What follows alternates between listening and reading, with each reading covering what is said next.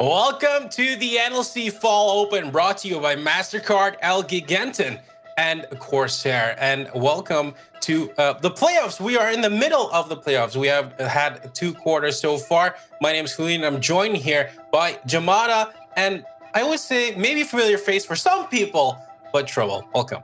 Hello. Trouble, we are in the quarterfinals, and it's going to be an interesting one today as we have 2 best of 3s once again fighting out today. Yeah, I'm quite excited for the quarterfinals. I see a lot of familiar faces from summer. I see a lot of new faces that I can't wait to watch. So it's going to be a banger. Jamada, very short about yesterday. We saw Barrage taking on Trick, 2 of the tournament favorites, and only one of them made it through to the semifinals.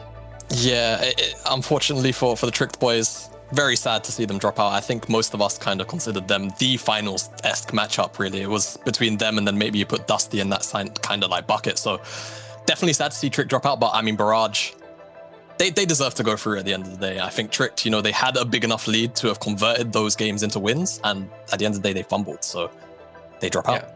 Yesterday, we saw a lot of plays, and hopefully we'll see them today as well. And you can vote for the play of the day on the socials. Don't forget about that, because there is something to win right there. I'm not sure if something's happening with that right now, but I want to hop into the brackets, because the brackets is where it's happening. That's where it's going to be exciting, because we have 2 best of 3s, but it also means that we already had 2 best of 3s. You talked about Trick, you talked about Barrage Jamada, but we also have to talk a bit about Dusty and Viking Esports, which was maybe a bit less interesting. Yeah, I mean, honestly, Dusty, everyone knew Dusty realistically should have won this series, and they did, but they didn't make it exciting. They really did kind of play by the books. Both games are realistically kind of like slow chokeouts. Viking definitely had their signs of life in the second game, but game 1, they really were asleep. And I mean, at that point, it really felt like Dusty, with the 1-0 lead, they were never really going to drop it come game 2, and they didn't. I just kind of really like the way that Dusty played overall, because so for some people it might be a little bit of a resident sleeper, right? You're playing by the book, you're waiting to scale, you're playing on everything you've already set up in your mind, everything is ticked off, like all the boxes, and you're like, okay, now we win. And we're not necessarily playing against very strong opponents, fair enough, but to win a tournament overall, you need to have the mentality of, it doesn't matter who we're playing against, if we keep practicing our fundamentals and how we know how to play and what is our best play, it's just always going to pan out for the better. Yeah, I think we can talk about these games, but I think it's even better if we just look at the highlights from yesterday. Jamada, starting with that first best of 3, you talked about Barrage, you talked about Trick. You were hoping that Trick would make it to the semi, I mean, according to your prediction, but eventually it is Barrage who makes it. And it was also due to that massive steal on the cloud. Was it a cloud soul? I mean, I think it was a mountain. I think it was a mountain. It was a mountain soul, guys. Yeah. The mountain soul steals for Max P. That is in my brain right now. I watched that clip 50 times to see how much HP that Drake was left with, and it was 83 HP when he dives into the pit to steal it. Yeah, I mean, these highlights. Oh my lord. Yeah, it's you can see here, like, Tricked are in full control of this game at the moment. They're literally diving enemy jungler at tier 2 tower 14 minutes into the game. Like, I can't emphasize enough how far in the lead Tricked were. This second game was really interesting. Sion getting in the lane swap, Tricked in general. Played out the first 5 minutes of the game really well, but it wasn't really enough to, well, take it home. And you see here clips from the second series of the day. And I mean, this was really kind of it was a slow burner for Viking. You kind of have to feel sorry for them, especially in series like this where, maybe there's that kind of hope that, hey, we're the underdogs, we take the series, but Dusty really did just kind of play, page by page, chapter by chapter, solid League of Legends. And you even saw here, Viking, they got creative in this level 1, right? They brought the Sion down in the bush, the classic solo Q cheese. But even that lead wasn't enough. And you're going to see here, Hoyes, I mean, it's off the back of Dusty kind of overreaching, to be honest, but then it's a overreach by Viking. And I mean, Hoyes just 1, 2, 3, 4 eventually for the quadra kill. And that was kind of it. That was Vikings' opportunity to try and come back into the series. But once Hoyes picked up those 3 kills, it was kind of done from there. Yeah, Dusty and Barrage, they move on to the semifinals, which will be played tomorrow. So you want to definitely check that out. And today we're going to find out who is joining them in their semis. We're going to be looking at Uniq and ENCE fighting it out in best of 3, followed by Envision and Absolved. And Envision and Absolved is something we spoke about as well, Jamada. It is Envision Envision. I don't know the word exactly, but it's mostly Envision we don't really know much about because we haven't seen them play that much on this stream. Yeah, they've not really been on the mainstream too much. That being said, they've really surprised almost every step of the way, right? I think most people writ off this roster in groups. They were just looking at the names of ENCE and Riddle and saying, okay, I mean, it's ENCE and Riddle. Surely they just both go through, right? And Envision, they knock out Riddle, I think is the, or they at least knock them down into the losers bracket. And they go all the way through the top bracket. And they are our first seed from Group A. And yeah, I mean, I'm looking at the matchup and I'm thinking, it can go either way. I think both these teams have a very specific style of play. So I think it's potentially going to be a momentum-based series, but I do see it going 3 games. Okay, so I don't want to be biased here because Icebreaker is Greek. I'm Greek. All right, we've all seen what he can do in the EU Masters. It's sort of like Icebreaker giveth, Icebreaker taketh. He will run you down in lane to the point where you're both bleeding and all the ground. And the last guy who sort of like manages to put their hand over the finish line sort of wins the game in the top lane. But okay, I'm a little bit biased. I feel like it's going to be, I mean, are we allowed to give our scores already? You said 3 games? I don't really want to talk about that series yet, since we have another series to cover. I'll first. give it a 2. I'll just finish. Or you can just give your prediction. That's no problem at all. No, I want to focus on our first best of 3. It's going to be ENCE versus Uniq, and ENCE is a full finish lineup. Jamada, I want to focus a bit on Taiki, since he has, well, quite the resume, one would say. Yeah, Taiki's got a whole bunch of experience. He's definitely the most experienced player on the roster, and I think when you look at ENCE as a team, it is kind of, the meta in general is jungle focused. So whenever we talk about teams, at the moment, we have to focus on the jungler, and that's just kind of how things are. But Taiki has kind of been one of the shining stars on the ENCE roster. Him simply is definitely also the next biggest star for me on this roster. Them two together in tandem, I think, are playing really, really well at the moment. So excited to see what they can do today. I think, obviously, going into Uniq, Indecision is, I don't want to say dependent on the support, but he looks a lot better when Baloo is unlocked on the map. So I think I'm looking towards Uniq to sort of play around the jungle and support synergy.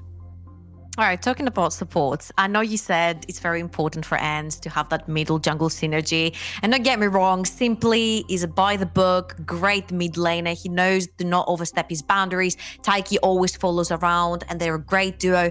But when it comes to ENCE, man, you have to look down the bot side of the map. Sefe and Kevo, specifically my eyes are set on Sefe. I want to put the focus on him on this best of 3 because at least back in summer, he was the sole carry for the team in perspective of his shot calling, him seeing that slight chance of him getting a bad ult, getting a bad Q and starting the fights from there. And he was 90% of the time very successful. And even if you look at the numbers, it's not simply having most of the kill participation. Even though he's moving around the map with Taiki, it is Sefe and Kevo further up in that kill participation percentage that follow up with Taiki's jungling pathing and all that. So you see that if you put a lot of emphasis down in that ENCE bot lane, it feels like it's a good game well played. If I'm listening to you here, Trouble, you're talking about the supports, and I want to have your thoughts on this, Jamada. The bot lanes from Uniq, is it going to be the battle of the supports? Is it them, well, kind of controlling the game, kind of pointing out where the game is going? Yeah, I think it's both bot lanes, really. I think both these bottom lanes here, like between the two, it's kind of hard to say. Uniq, say, Jamada, say it. I mean, because Uniq didn't have a hard group, right? So it's kind of hard to gauge roughly where they are when you stack them up against the rest of the tournament. And you're talking about an NLC roster that, they've played together pretty much throughout from the start of summer. So it's hard to sort of gauge them. But yes, it's definitely going to be bot lane v bottom lane, and I think hopefully we see 2v2s come out from the bottom lane. I want to see a bit of a bloodbath come out from both pairings here. That being said, I think Baloo more or less wants to pair up with Indecision and try and make plays either towards the bottom side or sort of mid side focused. So yeah, that's kind of how I feel about the bottom lanes here. I think they all match up well. I don't necessarily think one is miles better than the other. Okay, the information we have right now, Trouble, and I'm going to throw this to you. If we think about drafts, what do we see in prioritization for these teams if we know that they want to play around the mid lane, or maybe we would say the bottom side of the map? You know what I'd like to see from ENCE is a playmaker in the hands of Sefe. You know, you can get the Bard rolling down there, you can get the Leona, you can get the Nautilus, something that he can start, see opportunities, start the fights with. I will agree with Jamada. Baloo is sort of like a more early game aggressive support that will try to create opportunities, but Sefe is more like the weighted down, okay, let's see, you know, sort of the Libra situation where you're like, okay, let me wait our chances here and try to create an opportunity for my team and then engage. So I'd like to see them having a playmaker on the support and then sort of go around with that jungle and mid synergy between Simply and Taiki. It's going to be an interesting Jamada because we're playing on 10.21. And that patch is still all about the carry junglers. Do you expect to see Lilia? Do you expect to see Graves back, or is it just full on going to be focused on that bot lane? Yeah, I mean, I think draft-wise, we've kind of still stuck with most of what we've known. 10.19 to 10.21 wasn't like crazy big changes. I think we've seen slightly less Nidalee prioritization, but yesterday, you know, you're talking about Maxi having to have Nidalee permabanned against him just because he's Maxi. But yeah, I think, you know, you look towards Lilia as like sort of now she's definitely amongst the Graves, the Hecarim, the Kindred. And then for the bottom laners, I think nothing really changed AD carry-wise. So it's really going to be dependent on what both teams focus out on the first ban phase and then what they really feel like they're going to need to facilitate themselves for success. Yeah, let's have a look at your predictions and see what you exactly thought when you were asked who is going to take it home. I'm going to look at the predictions here, and it seems like you guys are both actually, well, going for ENCE and Envision. Trouble, you want to hop into that first? First of all, high five, Jamada. Yeah, good. Clearly superior analyst right here. Yeah, I'm really hyped to see ENCE because I was hyped when I saw them in the summer. We thought they had a really good performance. We thought they were getting better. They were gelling better together. And this tournament, I feel like it's exactly what they need to sort of completely gel in their roster and become a really big force. As for Envision, what can I say? Icebreaker got me on his side. Yeah, I think the interesting part, Jamada, before you can give your points, is that there isn't really a clear winner in the second best of three. I mean, I see some people going for Envision. I mean, I myself went for Absolve, but it's mostly because what Stian Bossa said last night is he wants to play against the top lane. I want to give him that. Yeah, I mean, I think that as far as the Absolved Envision series goes, is we've seen a lot of Absolved, right? I think we kind of all know what to expect out of Absolved, but even after watching a lot of Envision's games, I just feel like we've undervalued them a lot as a team. I do feel like they are capable of contesting a team like Absolved. And that's why I say, I think it's going to be a 3-game series unless we see an absolute stomp in game 1, and that's just a demoralizing loss into a straight 2-0. So I'm hoping for a close one just on principle of, I think these two teams in general were kind of undervalued going into the tournament. Yeah, but before that happens, we have a first best of 3 to cover. It's going to be ENCE taking on Uniq Esports. So we're going to head into a break, but when we come back, we'll be here with the first game of the night and heading into the pick event. So see you in a bit.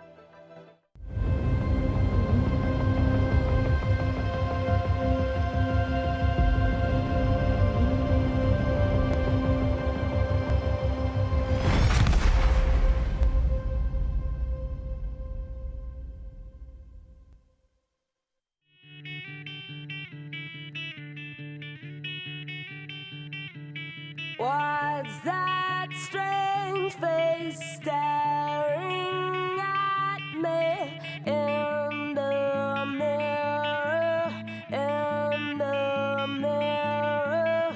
What's this strange change of season coming over, coming over?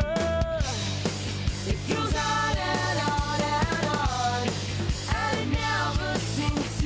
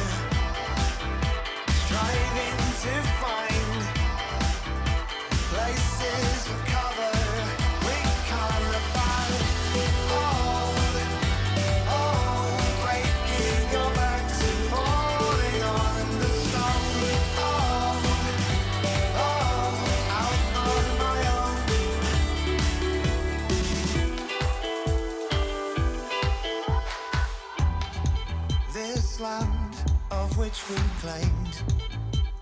Wash it from our hands. Don't flinch or move a mile. It's safer for the houses are proud. We'll live near the forest. Say all your prayers.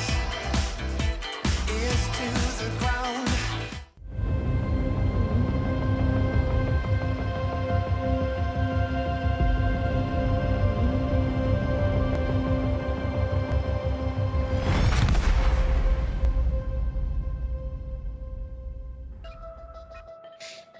Welcome back. You're watching the NLC Fall Open. We're currently in the middle of playoffs and getting ourselves ready for the first game between ENCE and Uniq Esports. We're almost diving straight into the pick and ban, and I kind of want to ask Jumada, what are the priorities going to be, knowing that Uniq is going to be on the blue side? Yeah, so with Uniq being on blue side, I'm expecting a lot of priority on either the Graves or the Syndra, excluding them being banned, of course, by ENCE. So I think those two champions are the first ones that spring to mind.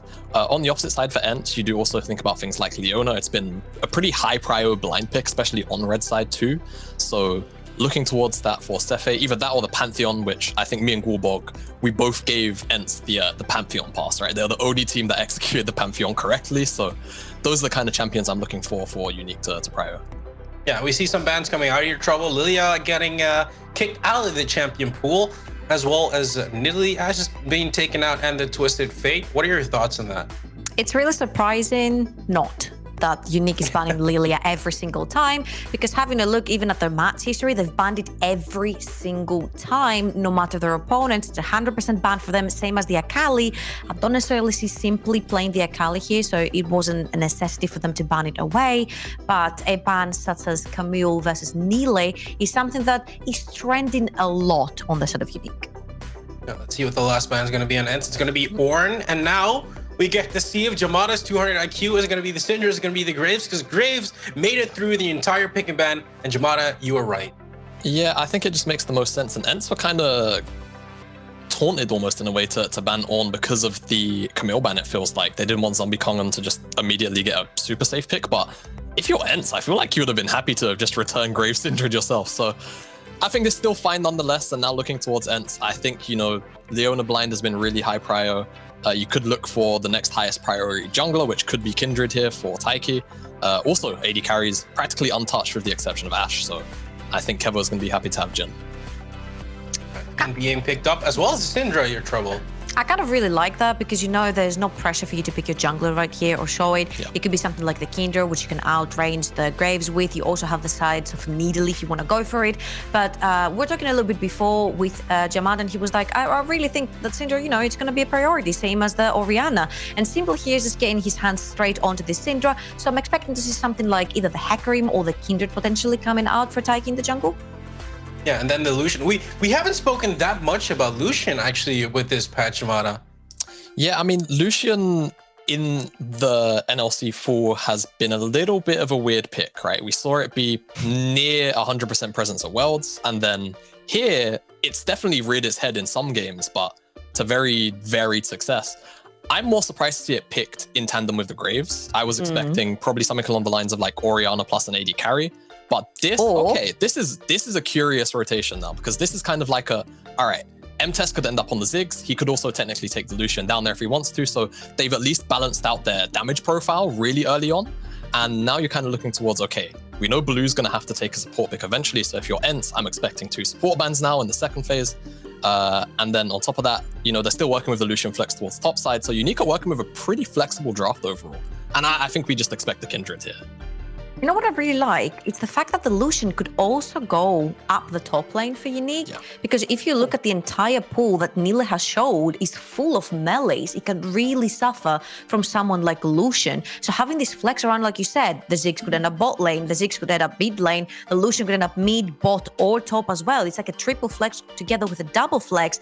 And now, see, I don't necessarily think that this can work versus someone like ENCE because they are a very, you know, by the book, know their composition. They build into a T. So they have their mid jungle synergy with the Kindred and the Syndra, which can get a lot of prior. They can move together around the map. You know that the Kindred is already a counter on the Grave, so he'll have a good time in the jungle. And you've also secured a very safe ADC down the bot lane. So whether it's a Ziggs or whether it's a Lucian or whether it's any other AD down the bot lane or AP, you know that he's going to be fine and safe. He's going to be free to move around the map. I kind of feel like it's going to especially be interesting in what happens in the bot lane. I mean, we see what the AD carries are potentially, or the AP carry is going to be, and I was kind of bringing it up, like support's not being immediately be banned, but then we see Leona being taken out. Now I wonder though, Trouble, because you said something about Sephi's Bard. Is that Bard going to make it through? I feel like it does make sense, right? If you have the Bard and if you have the Kindred, you pretty much control the HP bars of a lot of neutral monsters around the map, such as the dragons, such as the barons.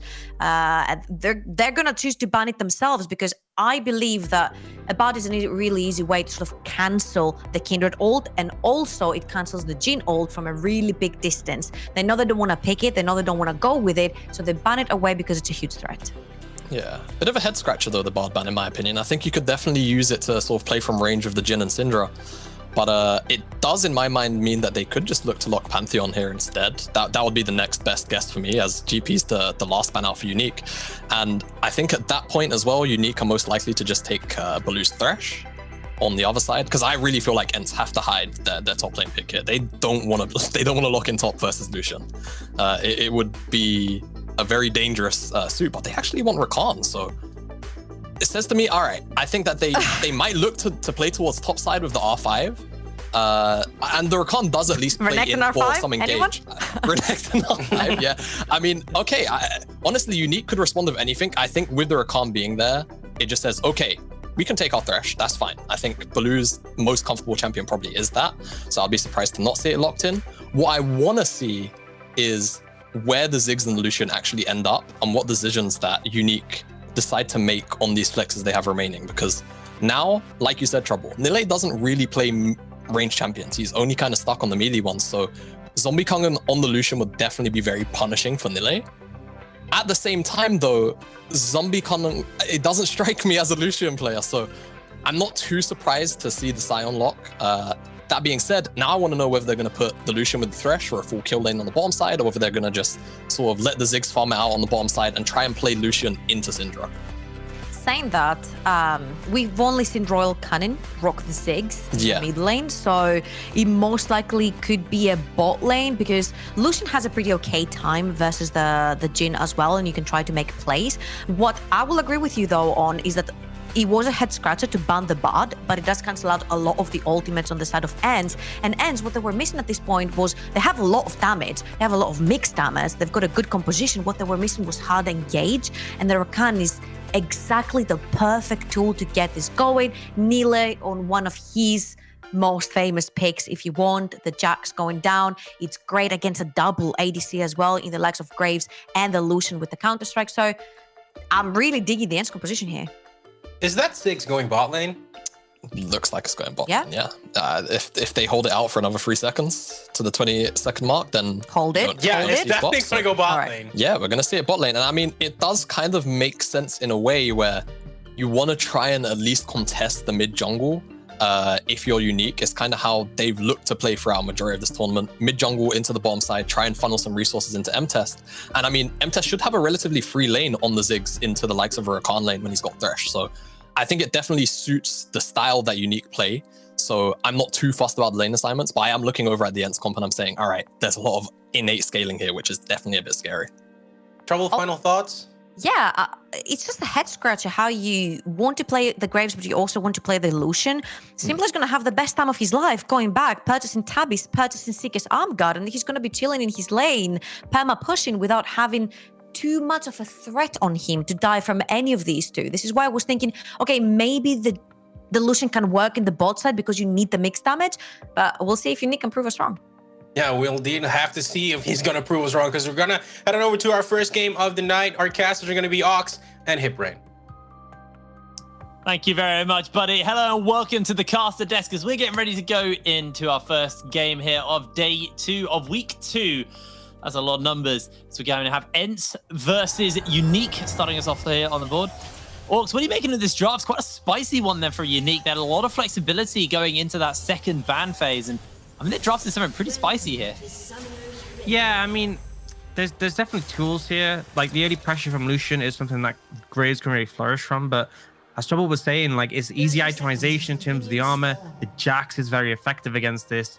And ultimately, I'm a little bit concerned because as things go later, that Jax is going to be a problem. Yeah. And there's no one who's going to be able to easily answer him. And that's not to sort of take away from the rest of the team composition, because the team fight from ENCE will be strong.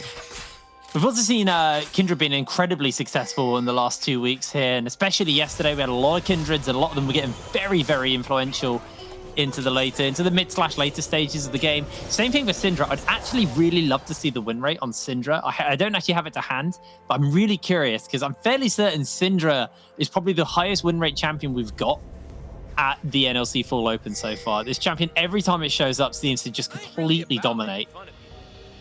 There's a lot of power in the kit, the ability to push waves, control them, and then there's these strong mid-game spikes that really allow you to accelerate when you need to, particularly around those dragons that are so important. Very exciting top lane as well. Obviously, Nili kind of on something we do typically see him on. They also on the desk, but Nili does like these melee top laners. People who are going to get the dueling off, and with this Jax versus ZombieKong, ZombieKong was very influential in the game we watched on stream for Uniq last week. Nili as well, another player who always seems to influence the map wherever he goes. I've seen a little bit of a scrap here between the bot laners, but not really going to be too much. It was just a portal combat more than anything. Yeah, did see the leash come in from ENCE's bot lane, which allows Taiki to get off to a stronger start. Obviously not quite as good at clearing through camps as the Graves is, but it does mean that M-Test and Blue get complete control of the lane at level 1, so we'll be able to hit that level 2 first and apply some pressure. Yeah, they're nearly going for a little trade versus ZombieKong. Actually going to lose that pretty heavily there. Thanks to that grass proc. But Nili should be okay. Still got corrupting potions to work with. And the wave's in a bit of an awkward spot for him to kind of catch this last bit of CS. And ZombieKong do his best just to zone Nili off the wave for the moment. Yeah. With the cannon coming in, Nili could just let this shove out, especially since ZombieKong is ordering this TS quite frequently, so he could let this push into him if he wanted to. And that's one of the big things as well. If you're trading on Sion, you want to be using that decimating smash. If you end up clipping the wave with it, it really forces the wave to be pushed. Good hook there. Kara actually walks over all of the bombs on the way to try and get a little bit of defense for his AD carry. So for the moment, M-Test and Baloo pretty convincingly able to shove in this bot side of the map. We'll see where the Scuttle Crab RNG comes up. Yesterday, it was 100%. Today, we are keeping that Taiki actually ignoring the mark and running straight towards the top lane. He's looking for Zombie here. They've got the strike, so he's going to force the flash out, and now Taiki with a red buff easily going to be able to find this kill. He doesn't care about the mark. He wants to get Nili ahead. His first blood is picked up by Taiki. Just well played, honestly, by Nili in this situation. He let the wave push out into him. It set it up perfectly for the gank from Taiki. And Zombie Kong, kind of a little bit on him. He did actively push the wave out. Wait. But at the same time, it wasn't going to freeze there. They didn't go for a return gank, but he has found Taiki. Yeah, he's going to get chunked out pretty heavily, though. Almost gets all the extra auto attacks in for the leap. Yeah. But this does mean he will get double crabbed by indecision. Yeah, that's the bit unfortunate thing. He went top for that kill and didn't end up being able to pick up that topside crab. So Indecision has just thrived on this opportunity. He's also going to take away the Gromp. So the Graves isn't letting this go unpunished, but it was definitely a positive play getting that kill on the top side, especially when, you know, the ideal in this scenario is just snowballing Nili and making him strong. So I really like the topside play coming out early. Yeah, I do. Nili actually did stay in lane, didn't go for the recall, so it hasn't actually been to base yet. Off the back of that, has still got a biscuit to chug, so a bit of sustainability in the lane for the moment for himself. And Taiki may look to try and see if he can pull something off in the top side again. There is that ward in the brush, though. It will spot Taiki out. Remember, flashless down onto Zombiekin, so the counter-strike will lock him down, and Taiki doesn't have the red buff to actually continue to chain onto Zombie, but Zombie now trying to get his way out of here, but I think he's just going to lose his life as Taiki finds his second kill, and that was his first mark as well. Yep, set the mark upon him, set up the camp, and honestly, just great decision-making for the start event. Priority on this Jax in the top lane, because as we were saying, no real answer to him later in the game. And the thing is... Ooh. Uh-oh, Baloo's in trouble. Great pop back, though. Got the Lantern to chase, and Seth's just going to be able to hop out to safety as well with the Battle Dance. Really, really nice stuff there from ENCE in the bot lane, while they're powering up in the top side as well. Crucially, the big thing that we do want to talk about from this top lane is Zombie teleported back to the lane and then got killed pretty quickly as a wave crashed. So going to miss out on a bit of CS. Nili's going to hold his teleport because he can just take the long walk back to lane. The wave's too pushed for him to teleport in anyways. So still going to keep that teleport advantage with those two assists. So wonderful stuff here from Nili in the top side of the map. And as we do zoom out a little bit, Indecision was trying to see if he could make his way into the mid lane. It's simply not going to give him the opportunity. Yeah, and the critical thing with that is Nili having TP kind of makes things difficult when you're making plays on the other side of the map, because you're always cautious about Nili TPing in. It's not super strong right now, even with those extra assists that came in, but you're just a little bit concerned that if you make a play on the bot side, for example, it could quickly turn into a 4v5, and suddenly things do get scary. And the thing is, Jax obviously scales really well, but in the early levels, Sion can hold his own, so get this momentum. Good start. And now Dragon's been started. Remember, TP advantage for ENCE. Yeah, Seth trying to just put a bit of an interrupt here as Taiki pretty slow to move over. Indecision coming in. That's going to be the Dragon picked up, but ENCE are slowly making their way forward. Indecision can just jump out of the pit. Baloo probably going to have to burn a flash unless they want to go for the fight. As the Unleashed Power is available to Simply. He's got a good scatter the weak off onto a Royal Cannon. Gets the Lantern away to safety. There's the knock-up as Taiki finds himself a killing spree. Lose the Dragon, but gain a kill. ENCE can be a little bit okay with that. Yeah, it was a very slow approach there. It was quite clear ENCE weren't super committed to contesting. They didn't want to bring Nili in, but they saw an opportunity to clean up a free kill, especially since Indecision was so low from fighting the Dragon. Ultimately, you now have a Kindred who is starting to get pretty scary. There wasn't a mark on that crab that spawned up. It is actually at the Gromp on the other side of the map. So I think Taiki's only got the one mark at the moment. But overall, still pretty strong right now on the Kindred. 3-0. Obviously enabled the top lane to be nice and comfortable. And like you said, the later this gets, the harder it gets to deal with that Jax. Syndra as well is able to continue to push the waves out. And once that Luden's Echo comes forward, it's going to be really hard for Royal Cannon to actually try and trade with him without just clearing the wave instantly. So a little bit curious on what Unique's next game plan is. I guess that's an answer, a question for you, Orcs. What do Unique need to do now? They're down 3 kills. They're down 2k. Sure, they got a Dragon, but what is the game plan? I think finding an opportunity to take picks is a pretty important one. I think as soon as it turns into a big skirmish, you're going to struggle because Taiki's really strong right now and he has the Lamb's Respite to keep people alive. But if you can find a numbers advantage on the map, you should be able to find some pretty solid success. You do have quite a bit of burst damage between the team. Not looking for Royal here. They do catch him. The flash, the Lantern, but the Unleashed Power will chase him down and Simply finds himself an easy kill onto Royal Cannon. This will be the Rift Herald over to the side of ENCE. Yeah, not much counterplay to that one.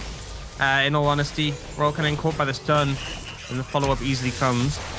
It's like Uniq going for a lane swap in the situation, and they still have a ton of tower taking power if they can get access to one. But for now, it's ENCE who are looking for this Herald. It's a big denial, actually. I'm glad you hit on that, because with the Ziggs, once you've got the satchel, it's actually really easy to take a Herald and then quickly follow up with a tower. So ENCE picking up this Herald early is really nice for them, because it means they can get themselves some more plate gold. Question is where are they going to use it? Are they going to try and inject as much gold into Nili as early as possible? He's 700 gold off his Blade of the Ruined King at the moment. Got a pretty heavy gold lead over his lane opponent. Or they want to keep Kevo, maybe slingshot him a little bit further ahead. I'll have to see what the next passenger play is going to be. Taiki is on the bottom side of the map in the same place as Nili, so maybe he might look to put the Herald down there.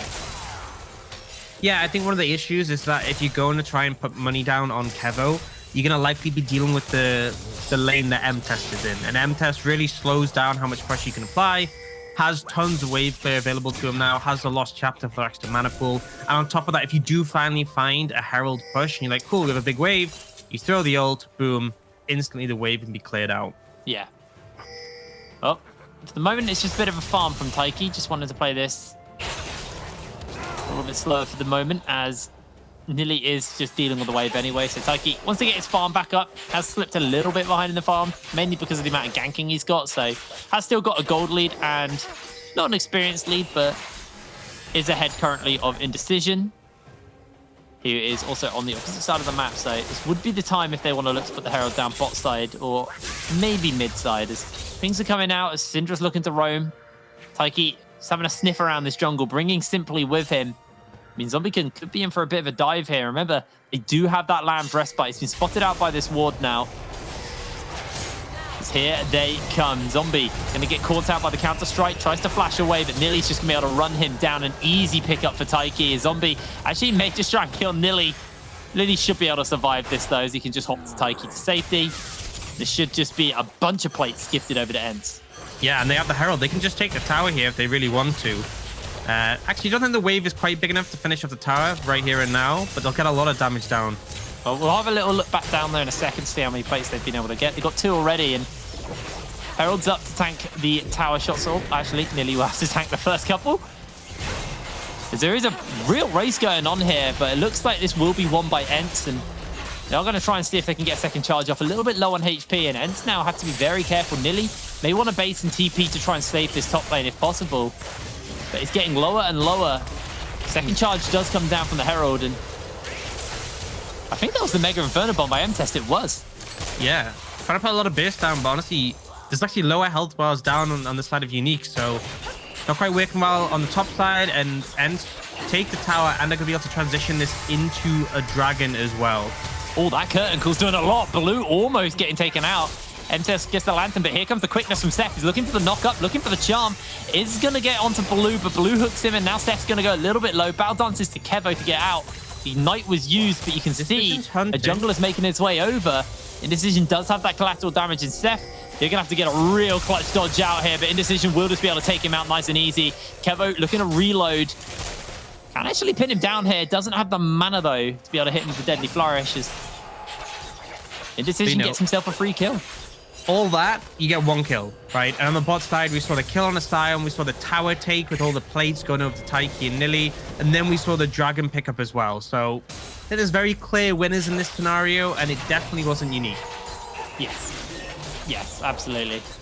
We got the Blade of the Ruined King now on Nili to the Balmy Cinder and the Bramble Vest on Zombican.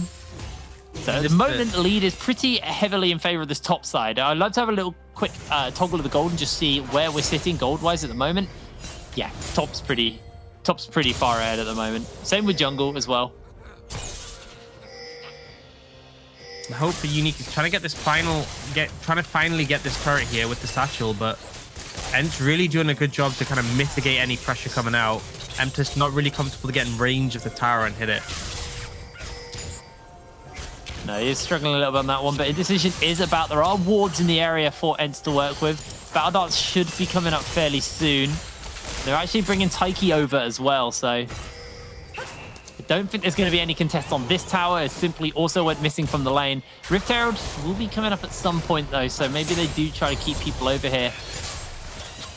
Looks like the rotation has been towards this mid lane, but simply with the Luden's Echo, actually should just be able to clear out the waves a bit too effectively, so it's going to be hard to shove into mid without the help of a Herald.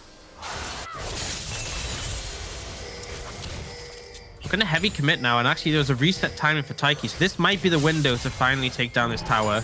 There's still plates for another 10 seconds, but they need to be quick. Yeah. Kevin's trying his best to slow this down, but here comes the double teleport. They've got that quickness. That's going to be the knock-up underneath the tower onto Baloo. In goes Nilly. Gets himself a two-man counter-strike. It simply unleashes power onto ENCE. They've already got themselves one so far. Baloo going low HP as the curtain gets called. Zombie's going to eat this one up. Taiki will force Baloo to use the stopwatch as the shots come through, and Taiki's able to get the kill. They find another one on to the backline as well.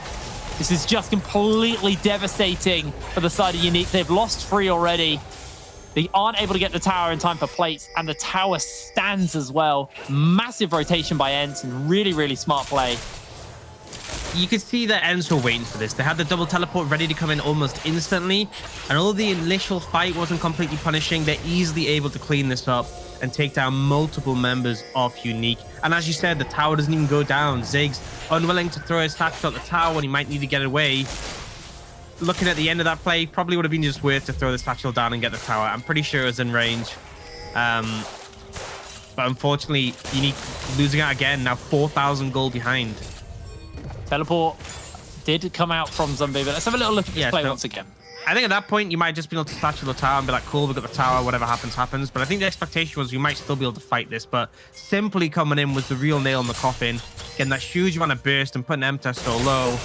And then at this point, with the curtain call, you just know you have to run away. You don't have any other options. And simply gets a nice little scat of the week as they clean up Baloo. And at that point, it's just a very winning fight. Well, the attention's been back towards the Rift Herald. Taiki and Seth are the ones dealing with it. Royal Cannon, Baloo, and ENCE, though, do want to come over and contest. Nearly teleportless, though.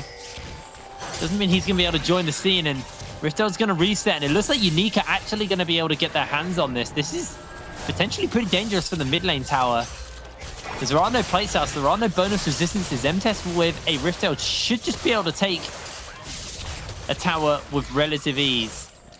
Yeah, no, I feel like ENCE, we're focused on resetting, catching the wave.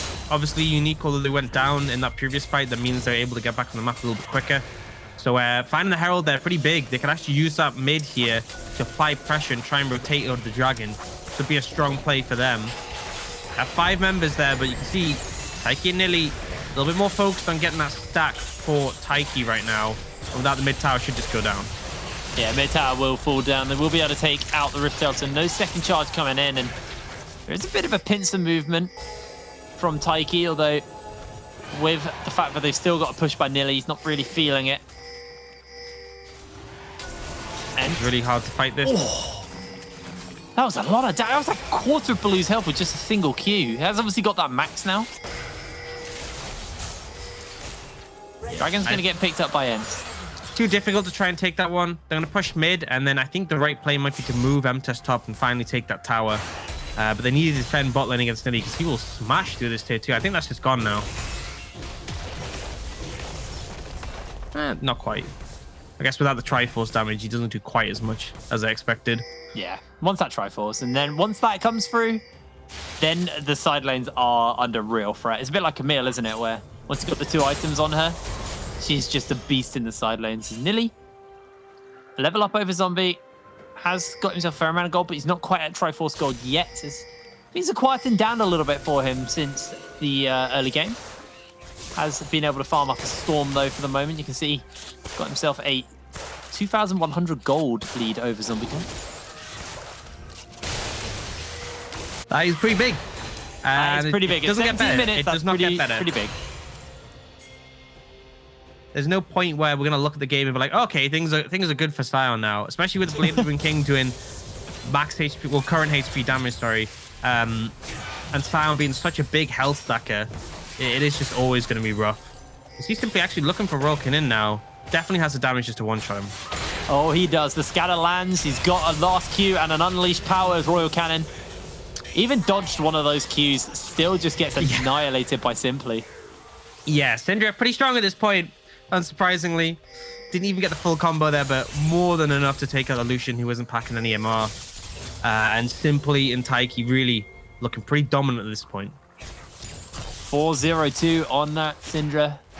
Finnish Codex and a Luden's Echo. Simply incredibly strong right now. I think that's really the kind of the thing for all events. I mean, Kevo, he's got 2 assists, so he's not really as impactful, but they are looking for Simply. Charge is going to hit him. Takes a lot of damage. Mega Inferno Bomb comes down. Beautiful. That's the shutdown. Maybe it does get better for the Scion as long as he avoids Nilly. Nilly, though, on the other side of the map, has now got himself a Stinger and a Phage, so a lot of attack speed to work with as he takes down that turret nice and easy. Yeah, I mean, that was actually a really nice combo. The ult connects on a Simply. I believe he had his flash up there, so maybe a bit of a mistake. But once it connected, easy follow-up from the Ziggs to get the execution. Now, finally, they'll be able to get this top tower. A bit more gold for the Scion. Probably would have preferred that shutdown on the Ziggs, but really, beggars can't be choosers. They're looking for someone here, but the Lantern just makes it really hard to catch someone, even if they're mispositioned a little bit. But this mid lane turret is actually going to be a real problem for ENCE for the moment, as it doesn't really afford them much space on the map. They want to be able to kind of crack open these tier 1s and start to be able to push deeper into Unique space. So with Unique being able to down a tower and also defend their mid lane turret very healthily as well, they're pretty happy with the current state of this. Taiki getting some great RNG here. I think that was back-to-back spawns off his mark on the bot side of the map. How many stacks? He's got to be at 4 now. He's at 6. He's at 6. Okay. Yeah, so I believe he took Krogs and they had the mark, and then they respawned with the mark again. I'm pretty sure. So like, both being on the boss side of the map where you've taken down 2 towers and you basically have control of jungle, really easy setup for him to stack those up. And he's 1 away from another big spike in terms of range. But I think, you know, Unique making the right moves. You need to play a defensive game. You need to wave play around mid and then look for those pick opportunities. They managed to take out Simply. Big influx of gold there. And it's just not overstepping with regards to aggression, because you go too far, you're going to get punished. Yeah, and you got the double Needless and the Ludens with a blue buff on M-Test. It's going to be really hard to ever push into that tower. So M-Test will just one-shot the wave almost at this point. They are looking to shove a wave into top side, and no one's actually going to be about to defend that. So that tower may just fall to the minions, or it's going to go very, very low. We'll just go down to the minions. So opening up a bit more of the map. But again, that mid tower still being up really makes things difficult, especially if ENCE want to try and aggressively control the Baron area.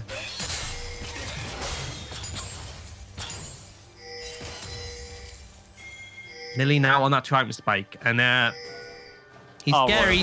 This is not going to be it. Flashes over, gets followed up, and Nilly just makes short work of Royal Cannon. That's his first kill. Yeah. And you can see that he's looking pretty strong right now. I think this dragon, you give it up. Fortunately for Unique, they managed to get that Cloud Dragon earlier on, so this is not Soul. But you're down a Mental. Oh, no. Oh, no. Bye-bye, Fresh. The curtain call is just salt in the wound, really, from Kevo. That was a disgusting combination there. Yeah. And a lot of base damage coming through. Blue just blown up, and now 2 members down. This dragon's just gone. There's no way you contest this. Also, look at the mark. They don't have their graves. They don't have their jacks on this side of the map. It's literally on the Krugs again. That's 3 in a row. I think Zombie Kong's clearing it out now, though. Yeah. So we'll be able to deny this, but add some wild RNG. For just spawn on the side of the map where you have all the towers down. Well, on the lane, you have all the towers down. It's pretty good RNG, I would say. We talk a lot about the coin flip off the Scuttle Crabs, but I rate that RNG for sure. Alrighty, well, Nilly goes back to base, starts building his Aegis. So he's building towards his Death Dance as his 3rd item. Pretty standard stuff there for the Jacks. 210 CS. Triforce Blade the Marine King finished up and was having a bit of a split push in the top side of the map. His hook does land. They got the knock up to follow up as well, but that scan of the week is just too much. And Kevo with the dancing grenade doesn't. Oh, wait. It was in the air. It was in the air? I couldn't see it. Yeah, it's really weird, but when there's a big range between bounce and grenade targets, it flies way up in the air. After this, I request a replay. Kevo flashing out from that bomb. Blue is going to run away pretty low as Taiki just jumps after him. Does have that Lamb's respite. That's the first cast of it all game. Is indecision. Taken out by the scan of the week. Simply is doing so much work here. Not going to quite get a kill onto the Zombie Kung. So he's able to get his way out, but Nilly just inside the base right now. That was a 4v5, and Nilly's just not sure he needs this TP here. Yeah, that was unnecessary for sure in that situation. But it's the fact that they won that 4v5 without Nilly. Nilly still applying pressure on the bot side. Nilly getting this tower. I will say the TP seems a bit of a mistake. We'll get that replay. So I think if you look, the bouncing grenade is actually thrown onto Zombie Kung. And it bounces one, but because he takes the lantern, it doesn't instantly go to... It flies way up in the air. And you can see the animation. It looks a bit weird when it does that, I will admit. I've seen that. It jumped down and then went back up as he took the lantern. Yeah, it's because it thinks, oh, I'm about to connect, and then you extend the range. So the animation goes a bit weird. But yeah, it basically skyballed it all net. And then this play under the tower, just unable to be stopped. The Lamb's respite a critical tool here, but simply just able to blow up anyone he basically looks at. There was an attempt by Zombie to try and get a kill onto Kevo. Use the charge to try and catch him out, but Kevo's just way too far back, and nobody's dealing with Nilly. He's just PvEing it right now, as he has got a lot of people collapsing towards him. Question is he going to be able to get out? Yeah, he just walks away. They're like, okay, we've brought 5 members to stop your split push for 2 seconds. And now, you know, that mid tower we talked about being really important is going to be under fire. Yeah, I mean, they've got Baron buff, remember, so already Ziggs's wave clear is a little bit less useful, and Kevo with a Baron wave should just be able to take this down. 4th shot's going to do a lot of damage, and out of the end of the mid lane turret, there is a teleport flank coming in, so it looks like Uniq are going for the contest. Kevo on his lonesome, no flash for him, so he's just going to lose his life. The charge comes in, but here is simply puts up the flag and goes, that was a wasted teleport. Speaking just style pointing. He's just style pointing right now, as Nilly will take a tower, so kill on the AD carry for a bot lane inhibitor tower. Would you say that was worth? As well. That was a stopwatch as well. So it's not even the fact that it's like a Zonya's being used, so it's on cooldown. That is the one-time use stopwatch. Obviously, he will build it in the Zonya's, but it's going to be a while, especially when you're behind. Now, in terms of was that worth, I would actually say yes. Oh. I think that tower was going anyway. Like, in terms of actual worth, probably not, but in terms of you are so far behind, you take what you can get. Yeah. And them killing Kevo has slowed down the Baron push. That bot lane inhibitor tower is gone. Right, they should have already written it off. In honesty, if Nilly hadn't TP to the Baron, it would have been dead already. So it was essentially a write-off, in my opinion. And I think them getting a kill on a Kevo at least gets them something. There you go, positive outlook, Orcs. When you're behind, you got to take any win you can get.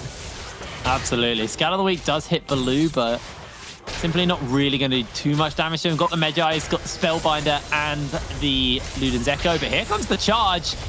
Gonna Summoners drift around the wall here, looking for Simply. Simply has to flash away. Zombie pretty happy with that one. Lantern should be able to get him out, as Kevo's taking a full culling as well. The Cursing Call's going to get fired out, and here's Nilly on that flank. Not going to hop the wall. The Cursing Call does not hit anyone, but as we do come back, we are looking towards this Dragon Spawn. Remember, this is Ocean Soul. If ENCE can pick it up here. M-Test looking for Simply, but with Simply on a ward, it's pretty easy to dodge him. Now they're teleporting another member in. It's going to be the mid. Royal Cannon coming to join us. He's got the boots on. Scout of the Week again. Going to go a little bit wide in ENCE. Playing this a little bit more reserved. Don't want to throw it out the window. They're just looking for a bit of poke while avoiding it. The Scatter of the Week does so much damage to M-Test, and Deadly Flourish will connect for a little bit more. M-Test he's just solo right now. Oh, Nilly's on the flank. Oh no, Nilly 1 versus 3. Gets the stun off, gets the follow, and flashes out to safety. Seth going to be able to hop the wall to safety as well there. That is Ocean Soul for ENCE, as Nilly comes in, a 3-man stun, locking everybody down. And ENCE, this is all they needed to close the game out here. Zombiekin loses his life, and he will lose zombie form as well pretty quick, because he unleashed power just to make sure that no one gets too low. Already the inhibitor was taken, and with a massive wave crashing in, ENCE will look to close out game number 1. Indecision, collateral damage is not going to do enough to save the game for him here. This is a 20 to 4 kill game for ENCE as they take game number 1. Yeah, Lava's fight doesn't work on the fountain, guys. Okay, they're having a bit of fun. They're having a bit of fun. Having a bit of fun, but pretty dominant performance coming out from ENCE there. Overall, I think they clearly had a plan to play around Nilly in the top lane on that Jax, and they succeeded heavily.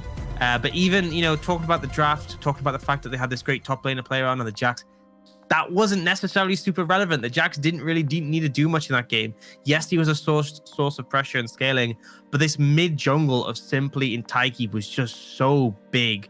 And it really felt like Uniq on the back foot for a while. There was a couple of plays where they're like, okay, we'll try this, we'll do that, we'll get a pick. But really, they were just kind of outclassed in that game 1. Yeah, they absolutely were. It was a dominant game coming out from ENCE, and we'll have to see whether or not Uniq have what it takes to pull it back. We're going to throw to a quick break, and when we're back, we'll have our analyst desk to talk a little bit more about that game number 1. So we'll see you in a second.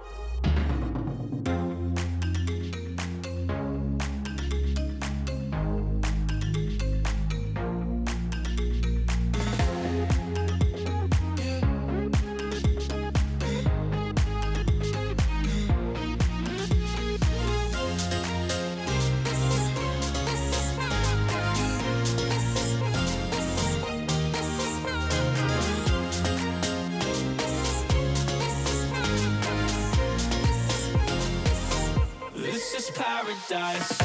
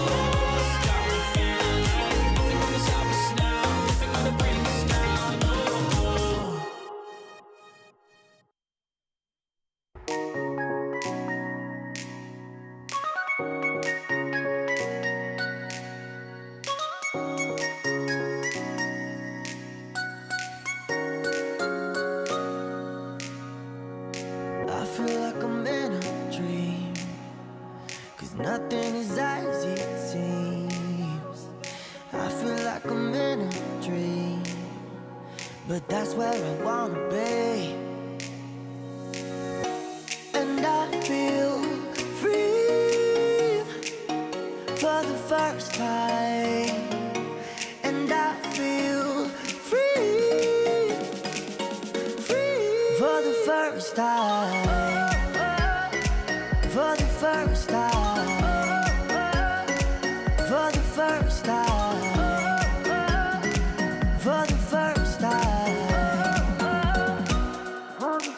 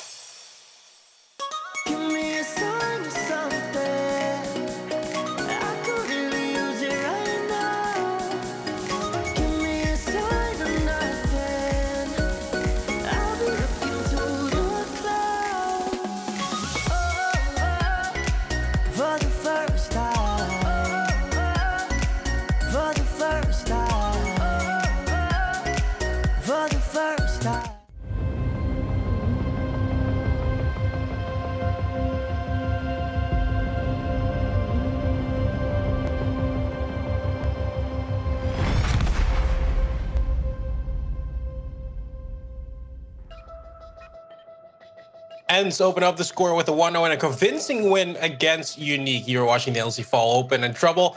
I'm going to start right at the bat here. Is Taiki, we were saying he hasn't quite the resume, but he also showed that he can play around and with that resume. Honestly, I'm so surprised of the decision-making in the early game from Taiki. He completely scrubbed off that first mark that was on the top side of the map. Nile could take no problem prior in the top lane, but they decided to allow Double Wave to push towards Nile, and they decided to punish the Sion instead, getting that double kill on the top side. Not only Kindred doesn't care about the first mark, he gets 2 kills. He gets 5 kill participation 10 minutes into the game and a tower, and everything goes crumbling from Uniq from there on. They snowball the Jax, they snowball the Syndra, they snowball Taiki himself, snowballs himself on the Kindred. It just all worked so perfectly, and it was all over that first mark that he decided not to take.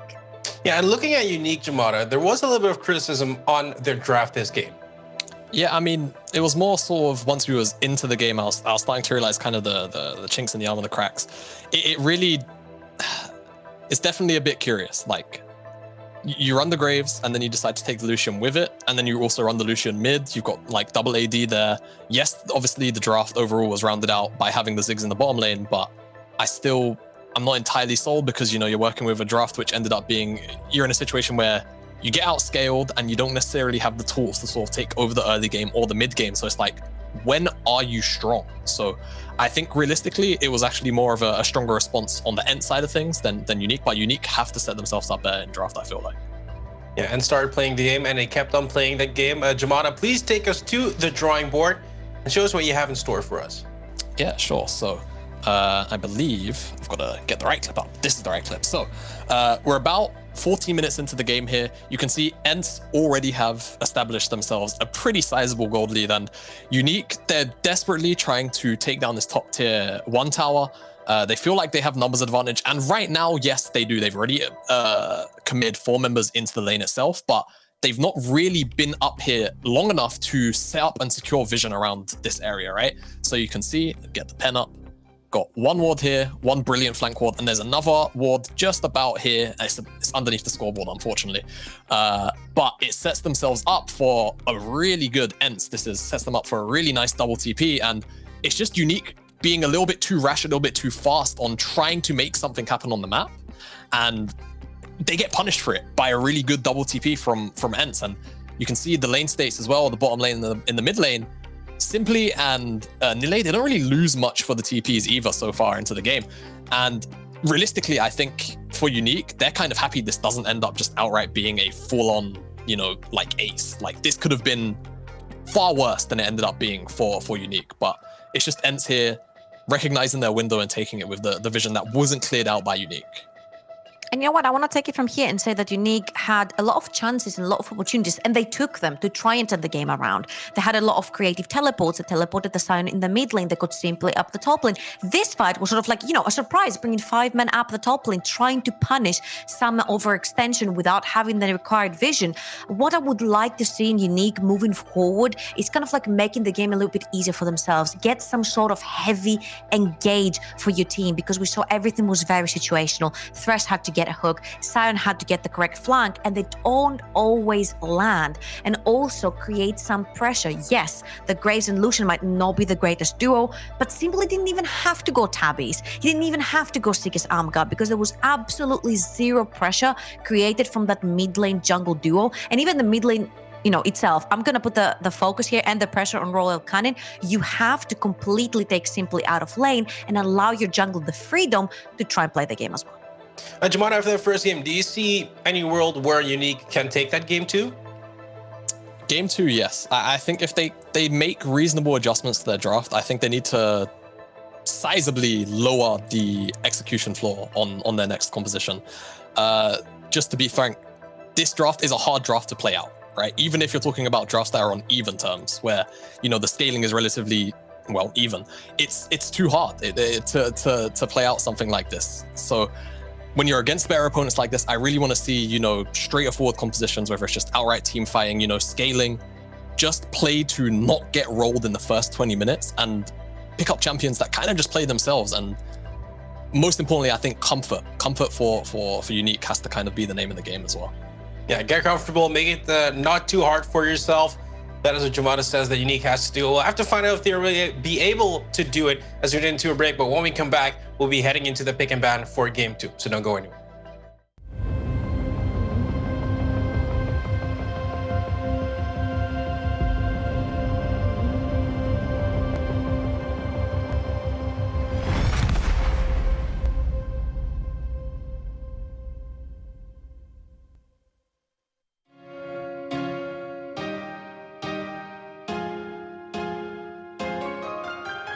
No matter what, we're gonna keep moving on. Burn this city down, we can take it on. And we're gonna reach the top side of the moon. Yeah, we're gonna reach the top side of the moon. Let's step forward into the night. Come out like wolves in the pale moonlight, and watch us take over the world. Rise up from under the ground. Let's get lost just to be found, so we can take over the world. No matter what, we're gonna keep moving on. Burn this city down, we can take it on. And we're gonna reach the top side of the moon. Yeah, we're gonna reach the top side of the moon. Dive into the deepest end. It's your choice if you wanna sink or swim. Tonight's the night to let yourself live. Tick tock tock, take all you can get. You only live once, so don't live with regret. 'Cause tonight's the night to let yourself live. No matter what, we're gonna keep moving on. Burn this city down, we can take it on. And we're gonna reach the top side of the moon. Yeah, we're gonna reach the top side of the moon.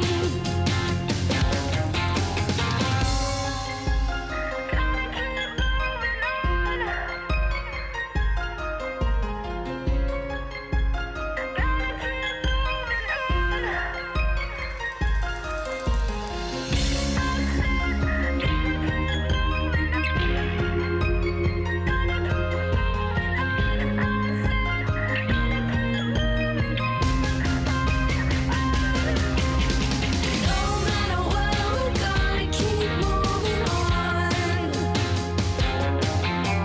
Burn this city down, we can take it on. And we're gonna reach the top side of the moon. Yeah, we're gonna reach the top side of the moon.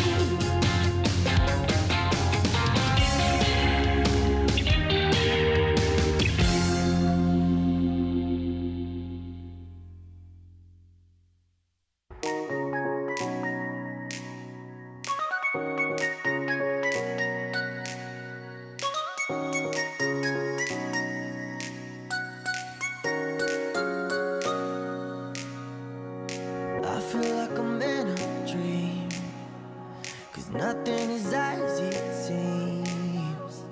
I feel like I'm in a dream, but that's where I wanna be. And I feel free for the first time. And I feel free for the first time. For the first time. For the first time. For the first time.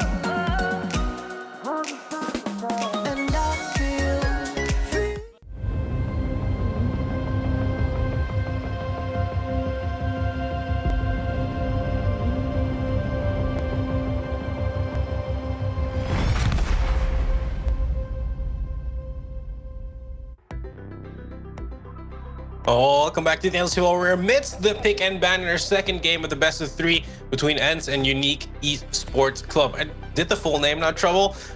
Expectations for this match. We need to see more happening from Uniq's side. I just would love to see some ease of execution for Uniq. They've got everything in the bucket.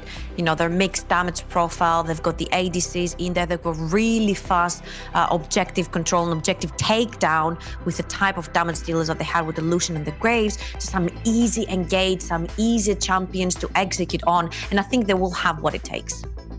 Jamada, your thoughts on this second game? You said it already, Uniq need to have something which puts them in a more comfortable and a more easy spot to play out the game.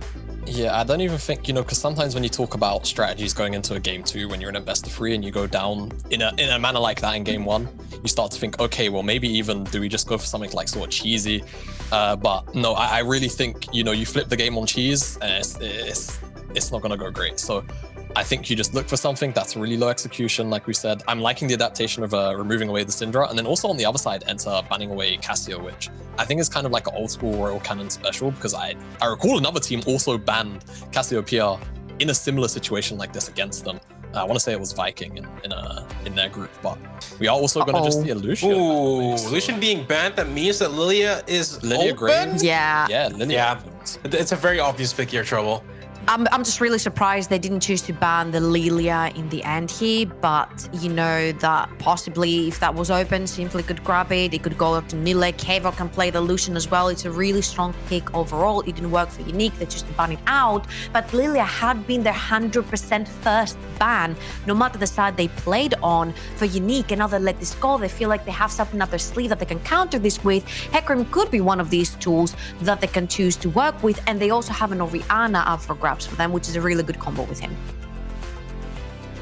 Well, we'll have to find out what that second pick is going to be. It seems like they're opting for the AD carry, and they're going to lock in the Jhin Jamada.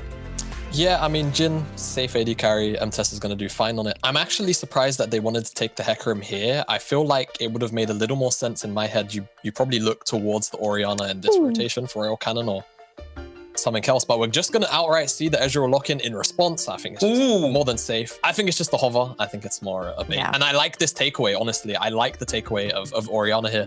It now means that you're not going to be able to have that sort of zone control and the added utility to boost up the Hecarim and that added sort of, team fight prowess of Shockwave, the Onslaught of Shadows. So Royal Cannon now, I mean, Syndra, Cassio both gone.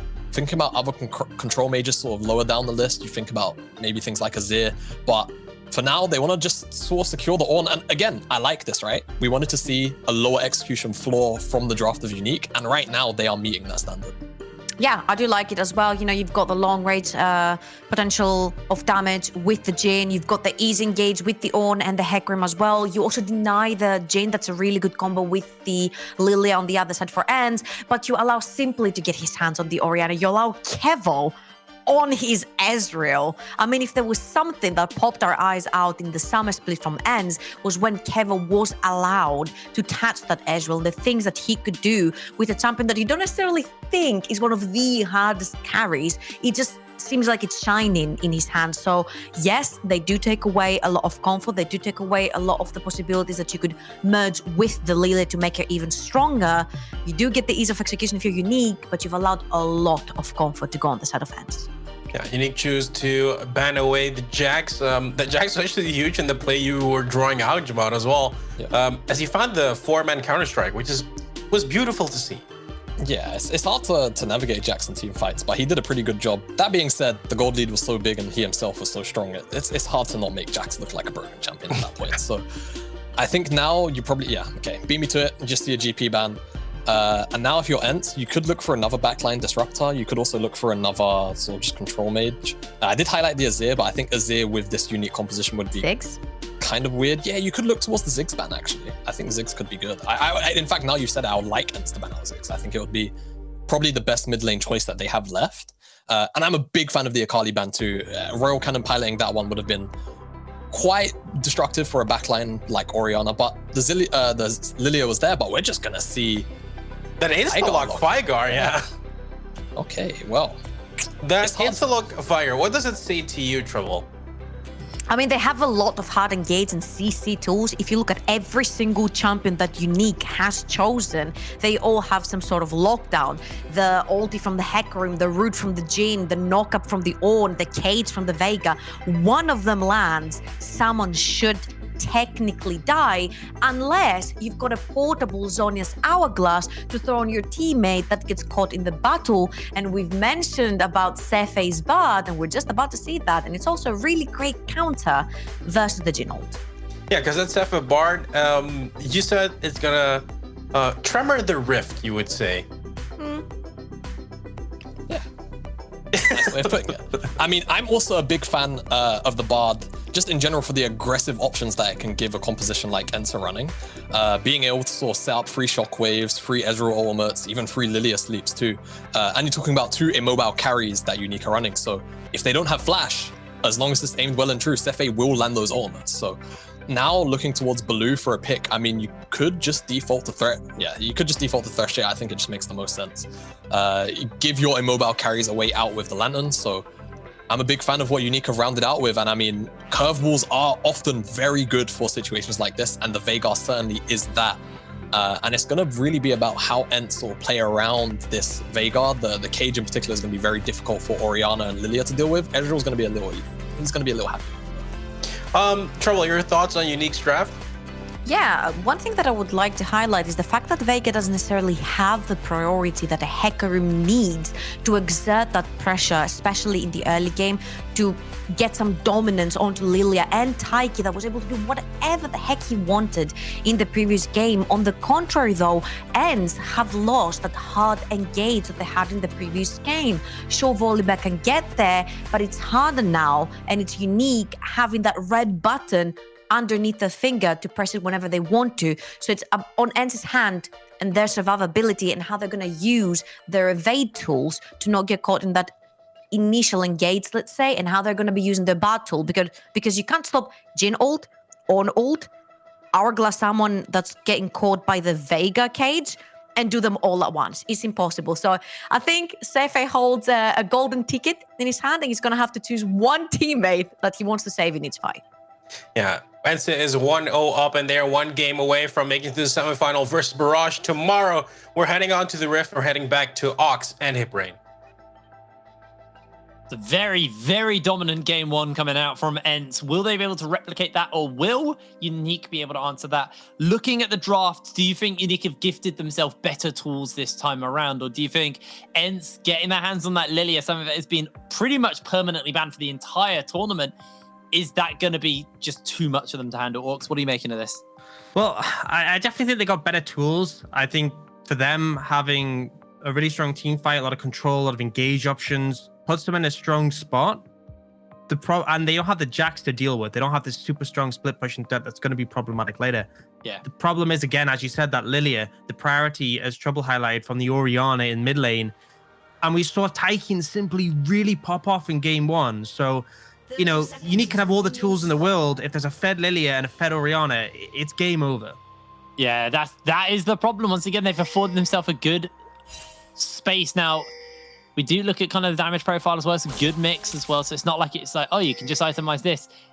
Royal Cannon's not going to really be able to get any magic resist that early on in the game. So could be in for a bit of hurt if Taiki decides to put some attention onto him in the mid lane. But last game, it was all about top lane. This time, it might just be about this bot lane, trying to look to shut down M-Test and Baloo. I have to see what the game plan is here for Taiki, as they have set himself up a bit of a maybe aggressive line early, but we are having a bit of a delayed potential invade from ENCE here. They hug the wall and they're now going to make their way in. Sweepers down, so they know they've not been seen, and this is going to be it. Zombican actually steps out of the bush. He won't spot them now. ENCE coming in really late on this. Yeah, That's red buff stolen away from Indecision. There's no way he's going to contest it. The level 1 of these 3 champions is so insane. Bard being able to get a stun against the wall or against another person. A level 1 of Volibear is super powerful. Oh, and no. Taiki as well on this Lilia. Got Really named hard with to that, deal didn't you? with. Yeah, completely blanked. But Indecision does manage to get that camp and get away, but does get chunked out now. This is punishing to the bot lane offense, so it's definitely a positive play in terms of the jungle matchup, but It does mean that Kevo won't have much pressure level 1. He'll be pushing on a tower, and Uniq can look to threaten him. But in all honesty, I could have definitely seen Uniq looking to find priority anyway when they're playing Jin into Ezreal, so I don't think it's a massive concern. But it does mean that Uniq can now move their bot lane over and look to invade here. I am a bit concerned though, because Orianna's already moving down, and again, early levels for this Bard and Lilia are super powerful. Yeah, just look for the Q from Seth. Catches Indecision.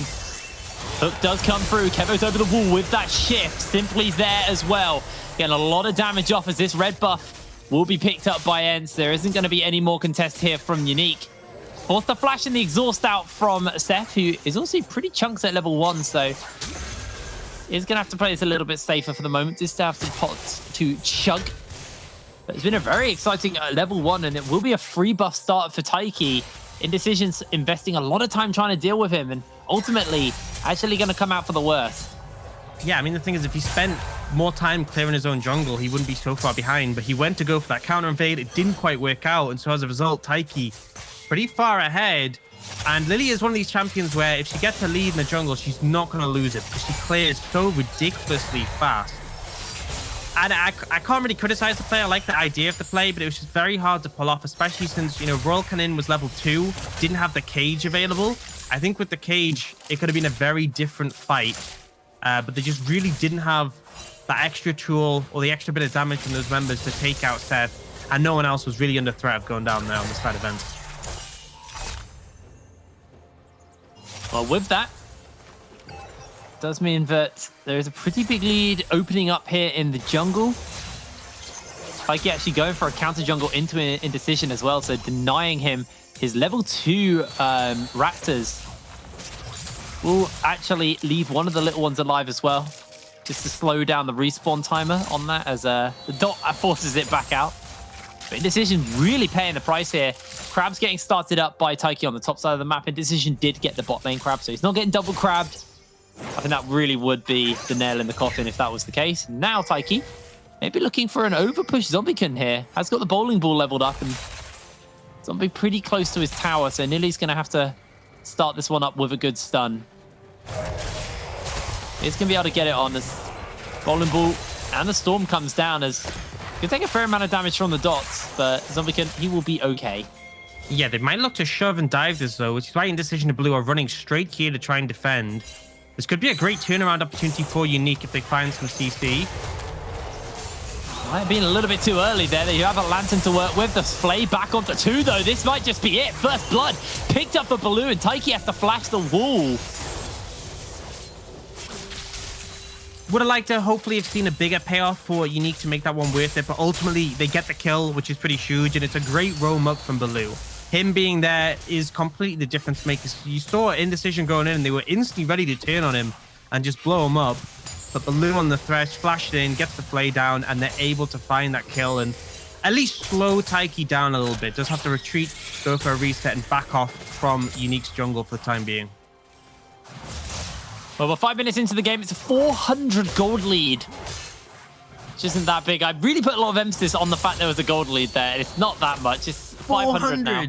400 gold lead. There is a slight gold lead, and you can see on your screen right now, 200 of that is in the jungle. I mean, it's 200 in the opposite direction. Yeah. So, Yeah, you know, sorry. like Yeah, yeah, sorry. I'm having a break. There's a little bit like, between AD carries because it's CS gap, because obviously Kevo was 1v2 in the little bit of lane. And then it's mostly support because Baloo got that kill.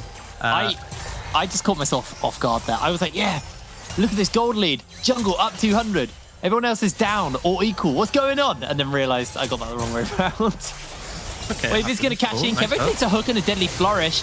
Does have that shift to try and get his way out. As Taiki's actually made his way over. Good stun by Seth onto M-Test. Ballin' Ball's going to come out, and Taiki actually he can take a little bit of poke as Kevo wants to catch this wave. He doesn't really want to fight, and Uniq are going to pick themselves up the first dragon like they did in the last game.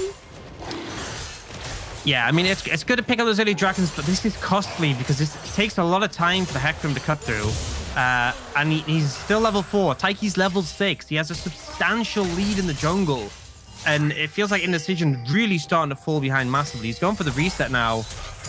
Pick up a phase, but remember, you know, Taiki's going to get that Runic Echoes, and that is a big spike. But Indecision is building Triforce first, and it's way more expensive. So I feel like this Hecarim's struggling to remain relevant even at this point, this early in the game. Well, second crab gets picked up, and look at the invade coming in from Taiki. Wanted to think about contesting this red buff, denying decision again, as they did actually run simply up another hook into Deadly Flourish combo, but this time it's not going to quite land as ENCE takes the Lantern, has that 4-shot charged up, and the teleport's now there. ENCE trying to see if he can get out of this one, but slowed down as Nili turns back around and looks for Blue with the Thundering Claws. Gonna slow him down, gonna lock him down. Blue's gonna go low, and they should just give this over to Kevo.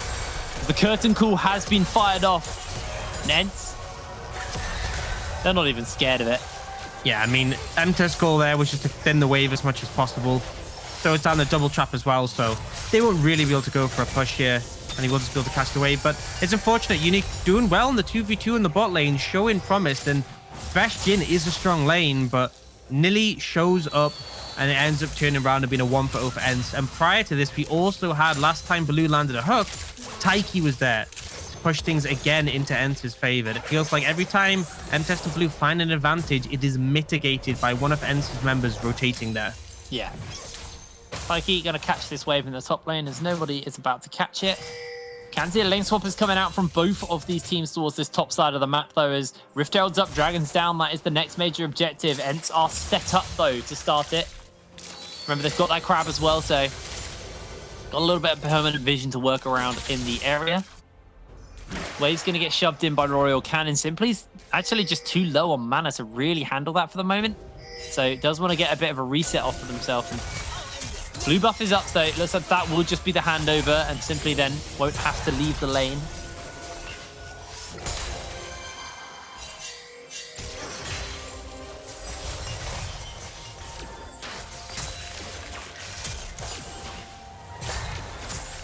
The decision still not level 6, by the way. Oh my lord. Yeah. That's rough. Yeah, I don't have any other way to phrase it. Should get level 6 or one more camp, but Cook's on up. Yeah, so, I mean, they're spawning soon, but yeah. Only camp up at the moment is Gromp on the opposite side of the map, and Decision doesn't want to go there. No, do not go for the Herald. Oh my. You need to clear some camps. Please. The Herald isn't worth it. You need levels. 3 levels down in the jungle now. And I mean, in the time Indecision's gone to, frankly, being pretty indecisive and is going to finally get himself this crab, Taiki just cleared the entirety of his jungle. So, going to go back to base, going to look to reset and then be back on the map. Probably finished up that Runic Echoes. Blue does hit a hook here, charge over the wall, but there's a magical journey for Seth as he has to flash back in. The Ignite's coming down and Kevo jumps in forwards. Ignite tick's not going to be quite enough, and can this last shot do enough damage? No, it cannot. A lot used there. Yeah, that's the ult now down from Indecision. They don't get a kill. They just get a bit of pressure, and he's gone for the Herald. Like, they're down big ultimates. They could actually be contested here. And if Uniq loses fight, Indecision is just out the game. It's over. They're looking for it, but watch that shockwave from Simply. Everybody's caught down. 4-man into the lockdown from Seth, and everybody else is going to be able to tidy this one up. Indecision loses his life to Kevo. Taiki's not even in the fight yet, and Zombie's getting slowed down and chased out by Simply. The Call of the Forge God has been fired out, and it's just not going to do enough. Royal Cannon looking for Seth as he flashes in forward, but the last thing he does is get stunned as Taiki will lock him down and take him out. The Lantern will be there, but the Drowsy comes in, and the bowling ball will do the job. Orcs, you said something about 5 seconds before that fight started. Yeah, if Uniq lose that fight, Indecision's out of the game. I mean, look, he's 3 levels down. His camps have been sitting there for the past minute, not being farmed, and now he's not even doing them. He's going to defend. It's really over for this Hecarim. It is really over for this Hecarim right now. Gonna look to try and get this charge out. Can they get that plate in time? Don't think they can, unfortunately, so will be maxed out resistances as Indecision, also getting chunked out, trying to hold the wave here. They do hold the tower, but that was 4 plates in the mid lane, and simply a beautiful shockwave onto 4 members as Royal Cannon will scout them out with a Dark Matter.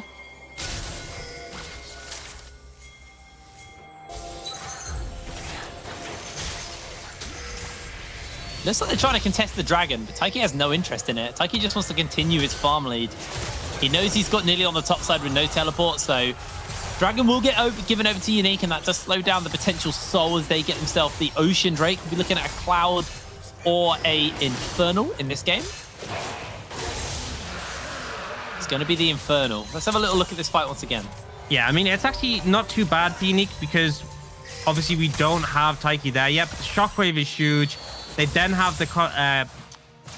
I completely forgot the name of Bard's ult. Tempered Fate. Tempered Fate to follow up and stall them up. And that just forces Uniq to back off. And Royal Canin goes for this play, but Steph actually gets the stun right at the end, which kind of guarantees a 1-for-1 trade on the Vigar. Overall, it's not like a massively favored fight for ENCE. They do manage to get the Herald out of this, but it's just, you know, the fact they get the Herald, the fact that Hecarim dies, and he has just really not done much in his jungle. I think that Taiki's cleared as much of his jungle in the past couple of minutes as he has. In fact, as we're going back to live, we see his red being stolen by Taiki, and his chickens just got stolen by Taiki. Has he had a red buff? I don't think so. I actually don't think he's had a red. Indecision did his 2 bottom side camps, and Taiki did 2 camps on the top side. But this guy just has not been clearing his camps. It's like he's averse to it. It's like he just doesn't want... Actually, I think his Krugs are gone as well. Other people are farming his jungle more than he is. Oh. And I mean, look at the goal difference. Look at the level difference between these junglers. You know, in horse racing, how there's that saying where, like, you didn't even get out the starting gate? That's what Hecarim is doing right now. He didn't even get out the starting gate. It didn't even look like he made it to the starting gate to get out of it in the first place.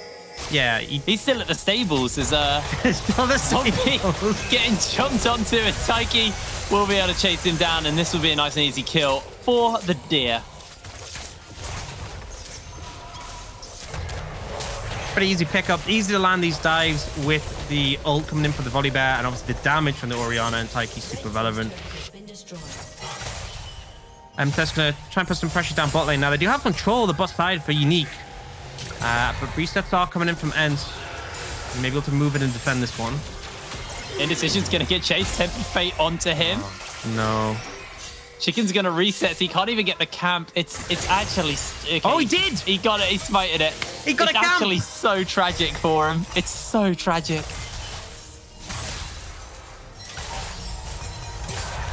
I mean, he's 2 levels down. It's definitely been at worse points.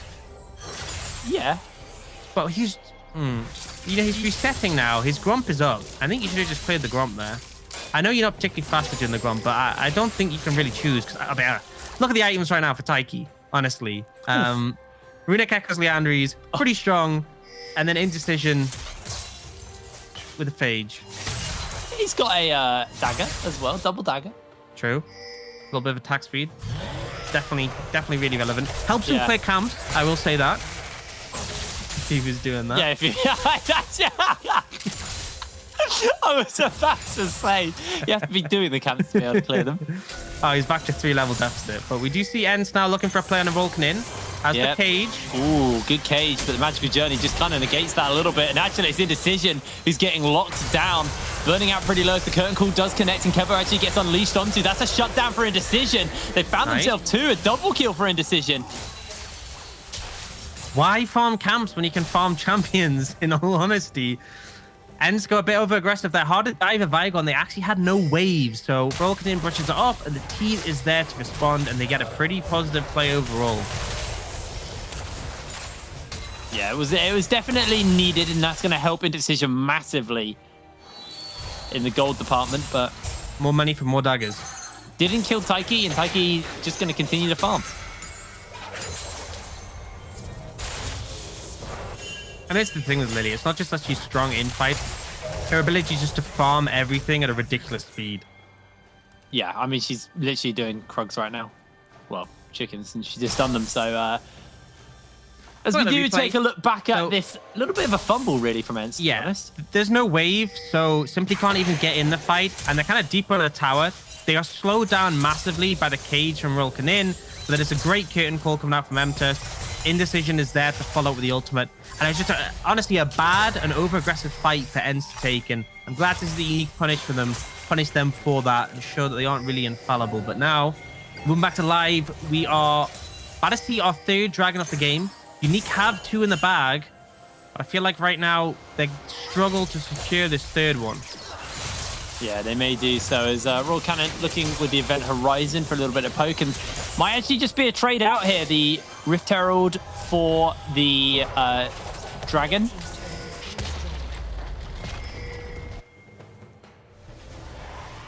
I think you can be okay with that trade. Side of Uniq, unfortunately, a lot of pressure coming out from this Orianna on the bot side. Royal Cannon has been sent to answer though. Simply just catching a, like you said, shoving the wave in, but True Shot Barrage is going to go down. And actually, that reveals that no one's at the Herald, so ENCE can actually rotate over here if they want to. They're going to catch this wave in the mid lane first for Kevo. Nearly quite happy just farming up on the top side. Ooh, I think this might be actually Indecision's recalling. Could this be the moment? Has he got 333 He's got an item! gold? He's got an item. Only one item down on Taiki now instead of 2. Yeah, I mean, it is an expensive item, the Triforce, so, you know, Yeah. in fairness. But he got it. Got it in the end, he did it. Took a while, but Indecision finally has an item. He's still down in levels compared to everyone apart from the support. By this point, I think they'll take it, and ENCE just gonna look straight towards the Herald. They knew it wasn't being taken, and they could easily just move on over and pick this one up. And no real response gonna come in from Uniq. Yeah, I don't think there's any way for Uniq to ever contest that, as Taiki is the one running around with the Herald. Hasn't based himself for a little while, so you have to keep that in mind. There is always potential for this Lilia to start to stack up a few more items. ENCE is trying to steal away some camps here from Taiki, but Taiki's not going to really give up the big chicken all that easy. So Uniq potentially looking for a pick here. They are in the fog of war. I feel like ENCE might suspect this one. There was a lot of wards around the area that would have been spotted on. Oh, good ghost. Good ghost. Bowling ball. I don't even know what that I don't know how you mix them up. A bowling ball and a ghost. Because I saw the ghosts. It's one of those days, you know.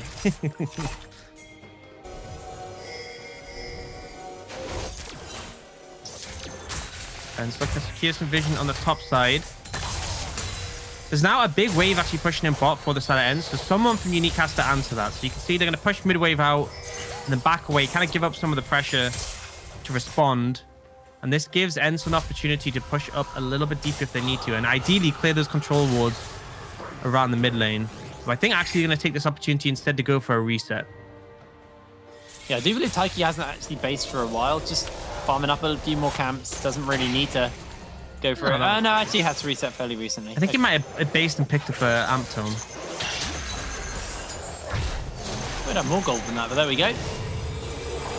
It's going to finally go off and spend a little bit more, building towards the Zhonya's Hourglass as the stopwatch comes through. Fully stacked Seraphs on Simply almost got that Leandries finished up as well. Does have an Wisp, just for a little bit of extra movement speed to work with.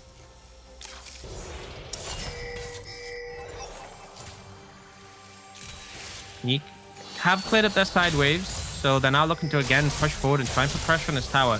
Herald's still available for ENCE. I think right now things slowed down a little bit, but we have a dragon in a minute 54.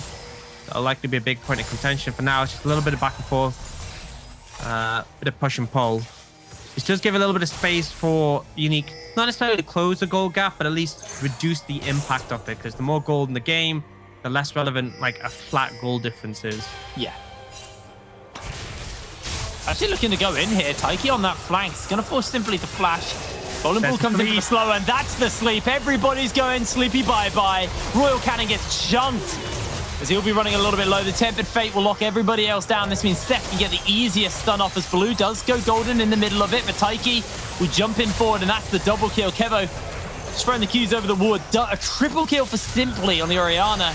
As the Curtain Call is going to get fired out to try and trim the wave and maybe get a couple of kills. But with the Rift Tail being summoned and Kevo jumping onto ENCE, just chunking him out. Gets hit by the bowling ball as well. One last Q as Taiki finds himself the delayed ace. They got the Herald. It's 21 minutes on the clock, and they're going to be able to take an inhibitor here, bot lane, with the help of Shelly's charge. Yeah, critically as well, this inhibitor opposite side of the map to Baron. So going to potentially cause some issues there. But TP coming in from Royal Canin. Do you have Zombie Kong likely to follow up in a couple of seconds? Oh no, they've gone into his waiting hands. The GLP, they don't actually quite get the stun as Kevo does get the slowdown onto Indecision in the right time. They got a teleport trying to keep Kevo alive. Kevo flashes out. Kevo's still alive. Nilly's now chasing in. They finally get him with Zombie King, but Nilly, he's just running amok through the back line. Turns his attention to the front as the shockwave goes a little bit wide. Zombie's looking to redirect into Simply. The hook gonna hit a minion as the play also, as Baloo and the Rio are slowed down. It's a 2-for-1. As double teleports were burnt by Uniq. Dragon spawning up in 2 seconds time. ENCE, they can take this for free. Yeah, I mean, that was a bit of a desperation play to try and get an answer out of ENCE, but ENCE quickly there to turn around. Nilly TPing in, Simply coming as well. Matching the double TP, and they're able to easily pick that Dragon up. 7,000, almost 8,000 is the gold lead now. And we'll see this play just over aggressive, but this sleep is massive. It gets all the critical members, both the carries and the Hecarim. Hecarim just gets popped. And then you can see ENCE just has to leave. He can't aggress from that direction, and it means that there's an easy cleanup. Nilly just way, way too tanky for the tower to even be a concern to him.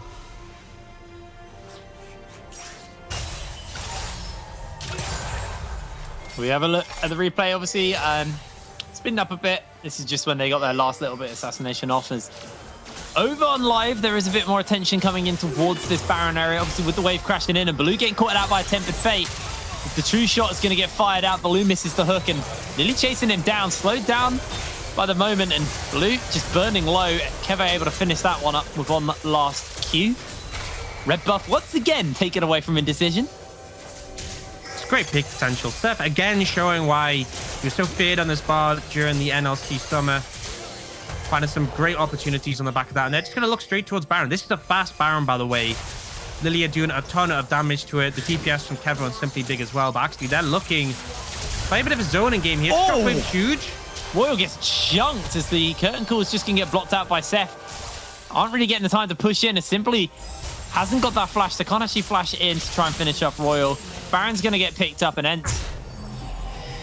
Great job of zoning there while also getting a lot of burst off. And this is now full of them pressure here in the mid lane and in the bot lane and top lane, sorry, as lane's getting pushed in by Kevo with the Barons. Should be able to take this turret. Simply will be able to cut through the mid lane nice and easily as well. Uniq, it feels like they are running out of options right now. They need an engage. They put too much of the base taking. They're looking for it now. Here it comes. They got the Spooky Ghost. They missed the redirect. So the Tempered Fate does come down. Great Tempered Fate, though, by Seth to make sure everybody is locked down. Shockwave not quite available yet. And top lane's still pushing. Kevo, yeah, all he Kevo's did was just true shot there.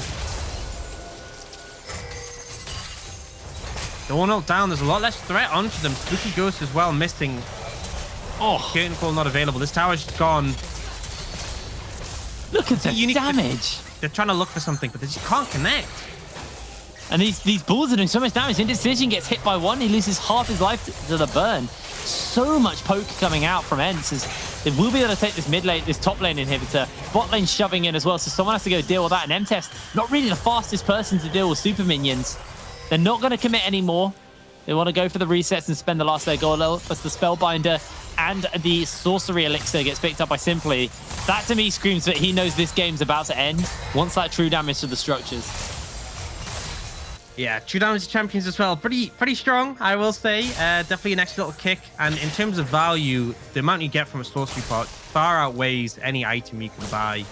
Obviously, the fact that it's temporary is the counterpoint, but you know what else is temporary, Jake? This game. It's feeling very temporary right now. I mean, technically all games are temporary, but this game feeling extra Everything is temporary.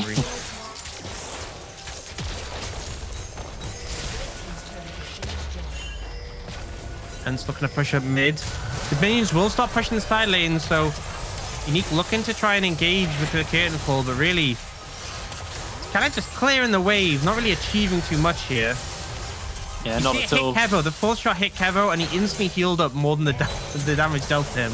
Yeah, it is suboptimal damage right now for Uniq, if we're going to be completely honest here. Super minions crashing in the bot lane. Massive wave is building up in this top lane as well, and someone needs to go to deal with these waves. Royal kind of getting chunked out as the Drowsy comes down. They are looking for it. Stormbringer damage is going to be enough as Nilly secures the kill. Baloo gets taken out as the true shot chunks him. MTest has to flash away from the Tempered Fate, and Zombie will lose his life. Shockwave goes a little bit wider. Simply Realizes probably didn't need to miss that one. Inhibitor respawns, inhibitor falls. ENCE has to deal with super minions that are barrened up. And he also has to deal with the deer. Oh, that changed.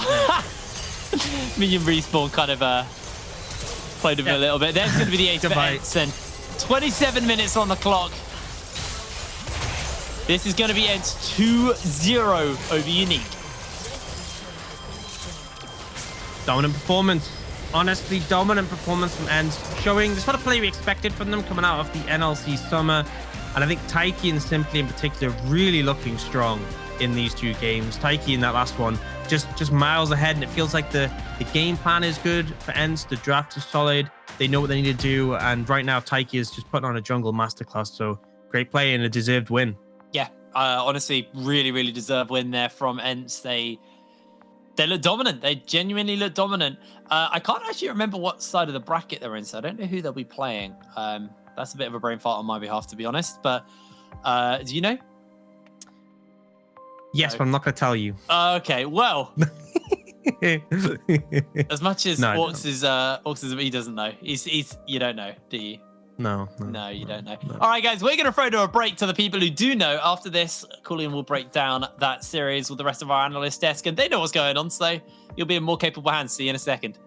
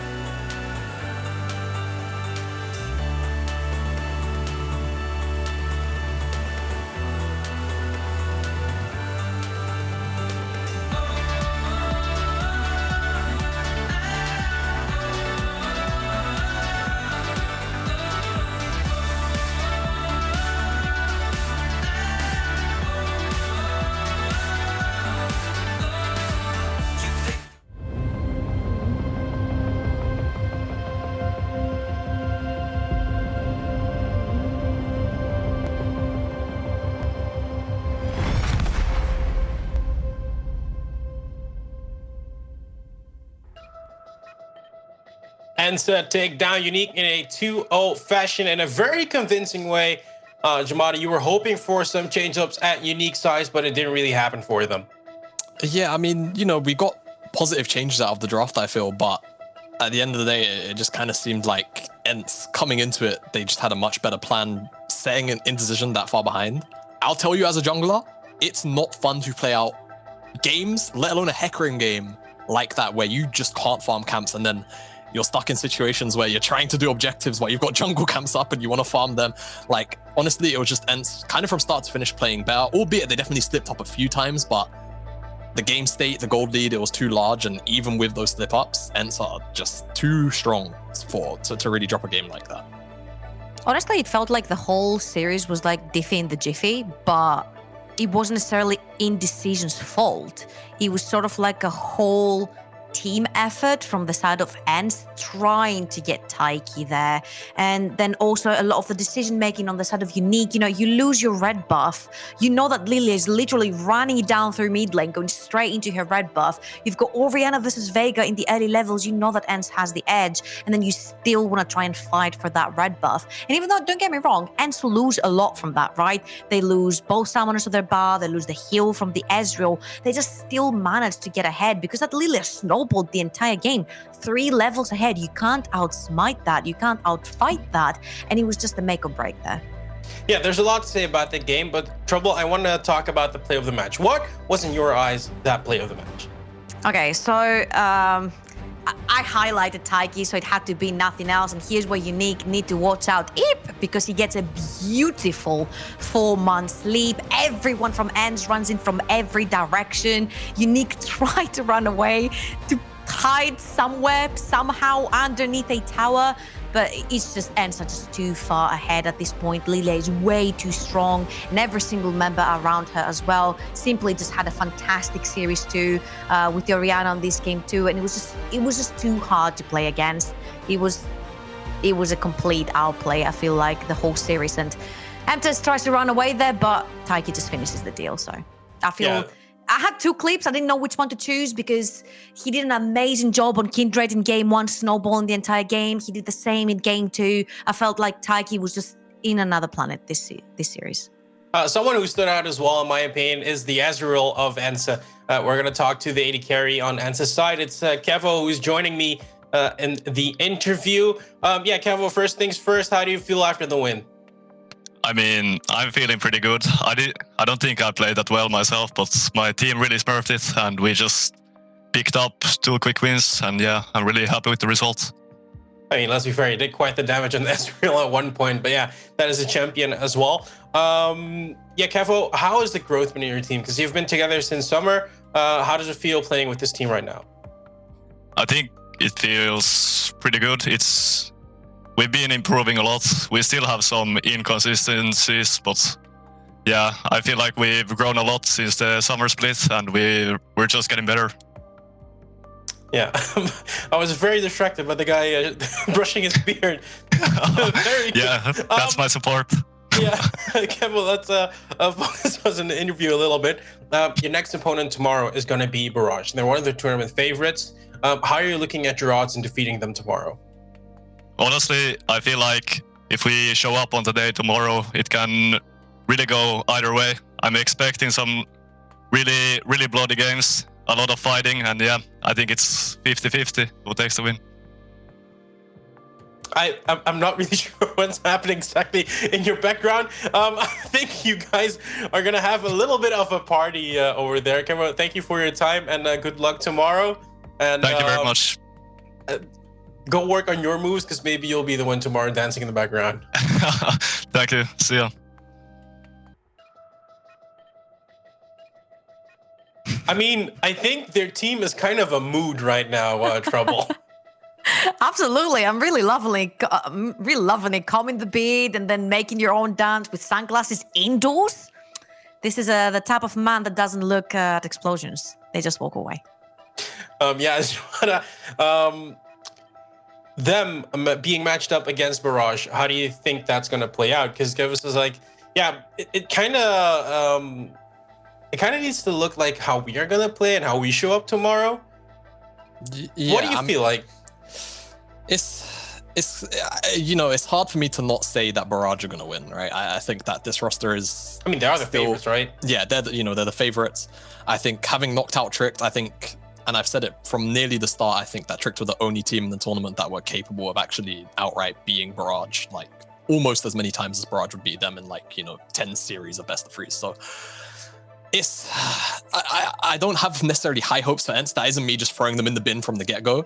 I think that, like Kevo says, if ENCE play their game and, they're on point tomorrow, that they can at least challenge Barrage. Do I see them winning more times than not? No, I'm just going to be real. But yeah, I don't think it's going to be like a complete whitewash. I don't think we're going to outright see an 0-2 that's really stompy like what we just saw, because at the end of the day, we're still talking about 2 NLC level rosters. But it's hard for me to say that ENCE have great chances going into this matchup. If I'm not wrong, it's going to be Maxi versus Taiki. And Taiki today zipped up and buttoned up his big carry pants. And I feel like this is where it's going to be the difference maker tomorrow. And Taiki looks fired up and ready. Maxi also looked fired up and ready in his series. But I feel like watching both play, Taiki was in a completely different level. Now, if he can put up this performance versus someone like Maxi, I do believe that ENCE do have what it takes on paper, at least, to beat Barrage. Yeah, we're going to have to find out what's going to happen tomorrow. But before we head on to tomorrow, we have another best of 3 to play. When we come back after the break, it's going to be Envision taking on, and I need to say it correctly, Absolved. See you in a little bit.